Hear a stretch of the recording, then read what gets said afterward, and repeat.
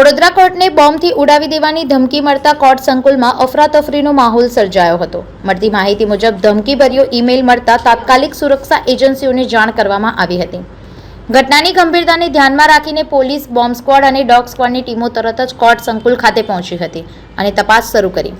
સુરક્ષા કારણોસર કોર્ટ સંકુલના તમામ ગેટ તાત્કાલિક બંધ કરવામાં આવ્યા હતા। તો બીજી તરફ વડોદરા વકીલ મંડળના સેક્રેટરી દ્વારા તમામ વકીલો અને પક્ષકારોને આ અંગે માહિતી આપવામાં આવી હતી।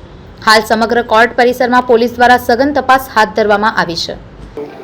આપણે સૌ જાણીએ છીએ કે ગયા વખતે પણ આવી જ્યારે ધમકી આવી એના પછી કોઈક બંગાળથી પકડાયો, એના કનેક્શન બાંગ્લાદેશ સાથે છે।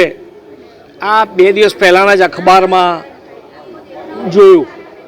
હું આજે પણ એવું કહું છું, ગયા વખતે પણ આ જ મારી ભાષા હતી કે આવા અફવા ફેલાવનારા લોકો સામે જે કોઈ પકડાય અમને સોંપી દો, અમે તો કોઈ પણ તારીખ નહીં પડવા દે, નિર્ણય કરી દઈશું, સીધો જ ન્યાય।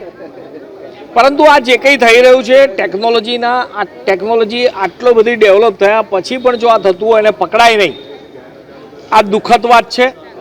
આજે જ્યારે વકીલો અને લોકો કેસ ચલાવવા માટે અહીંયા આવ્યા હોય ન્યાય મંદિરમાં અને દરેક વ્યક્તિઓએ મંદિરમાંથી પાછું જવું પડે ભગવાનના દર્શન કર્યા વગર, અને અમારા માટે તો એવું માનીએ છીએ કે અમારા માટે ભગવાન જજ સાહેબ છે અને જે કોઈ ન્યાય લેવા આવે છે અને ન્યાય માટે જજુમે છે, એવા અમે બધા લોકો અમારા ક્લાયન્ટોને ન્યાય ના અપાવી શકીએ ને એક દિવસ એના કારણે તારીખો પડી જાય, આ દુઃખદ વાત છે।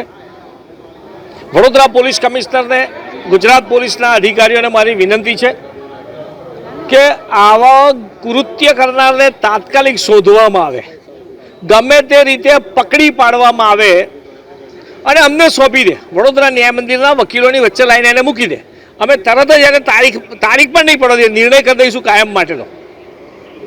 આ મારી સ્પષ્ટ વાત છે। સંવાદદાતા સાથે અભિપ્રાય ન્યૂઝ, વડોદરા।